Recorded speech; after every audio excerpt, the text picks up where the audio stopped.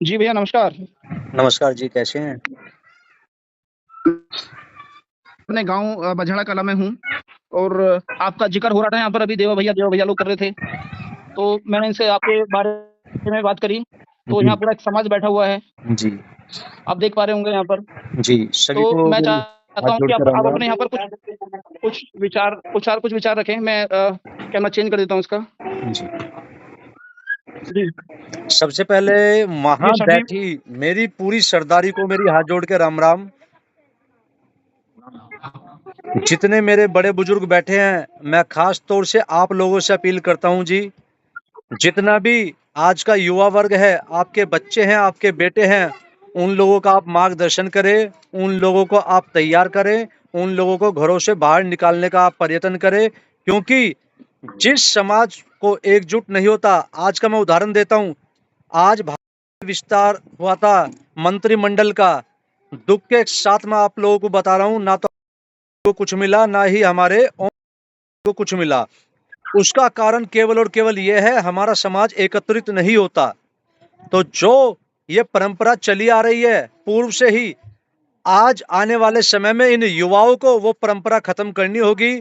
और मुझे बड़ी खुशी है वहां बैठे हुए आप सभी युवा और मेरे पिता समान सभी बुजुर्गों को देखकर दिल में खुशी की उमंग जग रही है, क्योंकि आने वाले समय में अवश्य ही बदलाव आएगा।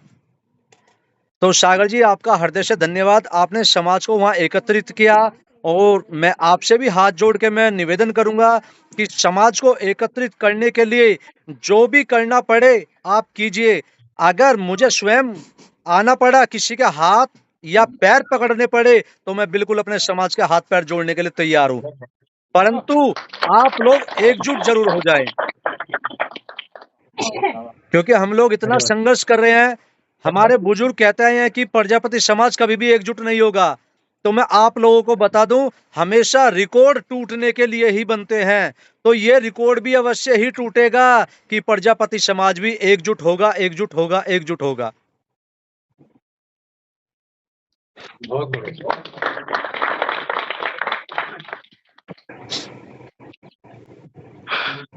जी, ठीक है देव भैया धन्यवाद। आप हमारी एक ही कॉल पर जुड़े और हमें आपने इतना सम्मान दिया।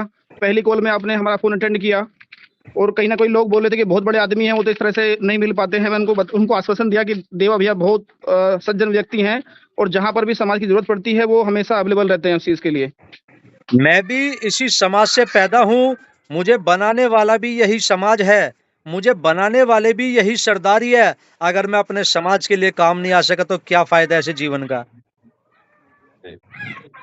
तो हमेशा जब भी मेरे समाज का जहां भी आदेश होगा, मैं बिल्कुल दौड़ा चलाऊंगा। ये आपसे पूर्ण रूप से मैं आप लोगों को भरोसा दिलाता हूं।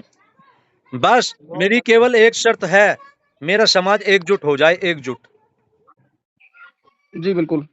तो भैया आज यहाँ पर सभी इकट्ठित हुए हैं यहाँ पर, तो कहीं न कहीं एक इन्होंने एक मैसेज दिया है यहाँ पर और ये इस तरह की जो मीटिंग है हम आगे भी करते रहेंगे और इन्होंने आपको बुलाने का थोड़ा-सा एक इंडिकेशन दिया है कि जी, हम देवा भैया को यहाँ पर बुलाना चाहते हैं, जी, तो अभी जल्द ही आपको बुलाते हैं। बिल्कुल। मैं अपने परिवार के बीच में बिल्कुल आऊंगा, लेकिन मैं चाहता हूं उससे पहले जो ये जनसंख्या अभी यहाँ लगभग 50 के आसपास है ना, ये 500 में जी, हो जाए। मैं फिर कह रहा हूँ, जी, चाहे अपनों के लिए हमें पैर पकड़ने क्यों ना पड़े,